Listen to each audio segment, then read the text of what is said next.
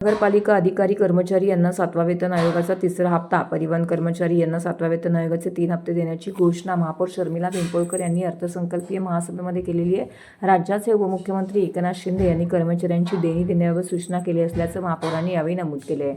येत्या 30 मार्च 2026 रोजी ही रक्कम ठाणे महानगरपालिका आणि परिवहन कर्मचाऱ्यांसह सेवानिवृत्त कर्मचाऱ्यांच्या खात्यात जमा होणार आहे। या निर्णयाने कर्मचाऱ्यांमध्ये आनंदाचे वातावरण पसरलेलं आहे। ठाणे महापालिका अधिकारी कर्मचारी यांना 7वा वेतन आयोग लागू झाला आहे। परिणामी कर्मचाऱ्यांच्या वेतनामध्ये 12 ते 15% वाढ झाली, पण त्यांना मागील 6 वर्षात वेतन फरकाची रक्कम 5 टप्प्यांमध्ये देण्यात येणार आहे। त्यातील 2 हप्ते यापूर्वी अदा करण्यात आलेले आहेत। उर्वरित रक्कम अद्यापही बाकी असल्याने कर्मचारी आणि अधिकाऱ्यांमध्ये नाराजी होती।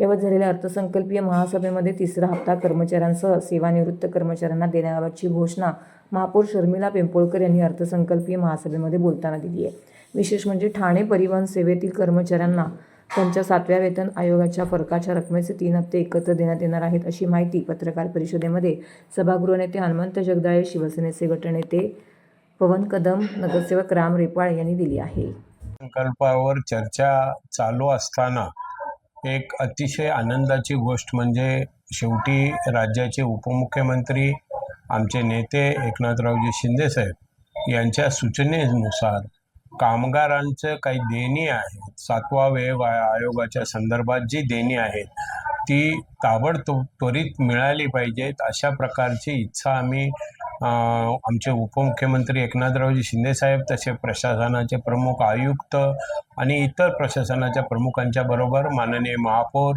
यांच्या नेतृत्वाखाली त्यांच्याकडे मागणी केलेली होती।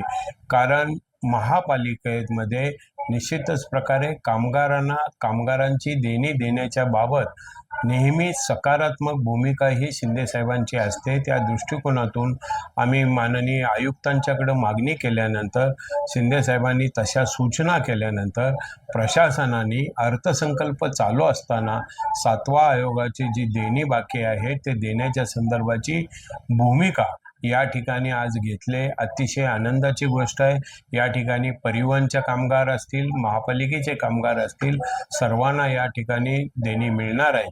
शेवटी महापालिका ही निश्चित प्रकारे कामगार काम करतात, आपापल्या विभागामध्ये काम करतात, त्यातूनच ठाणे शहराचा विकास असेल, ठाणे शहराची स्वच्छता असेल, ठाणे शहराचं कामकाज असेल, हे त्यांच्याच माध्यमातून होतं आणि ज्यांच्या माध्यमातून होतं त्यांना खुश करण्याचं काम किंवा त्यांना त्यांचा हक्क देण्याचं काम आदरणीय शिंदे साहेबांच्या नेतृत्वाखाली आजपर्यंत कायमस्वरूपी होत आले आणि निश्चितच या सगळ्या गोष्टींनी आजचा दिवस जो आहे कामगाराच्या दृष्टीने अतिशय सुखद असा दिवस आहे, अतिशय आनंदाचा दिवस आहे। एवढीच या ठिकाणी मी आपल्या समोर घोषणा करतो। सर, एकूण 5 हप्त्यामध्ये ही तिसरा हप्ता मिळणार, पण जे बाकी होतं, आता जे अर्थसंकल्पाची परिस्थिती एकंदरीत पाहता जे बाकी होतं देण्याची भूमिका या ठिकाणी प्रशासनाने घेतलेली आहे, ही गोष्ट आनंदाची। आणि सर, परिवहनच्या महापालिकेच्या कर्मचाऱ्यांना 2 हप्ते मिळाले,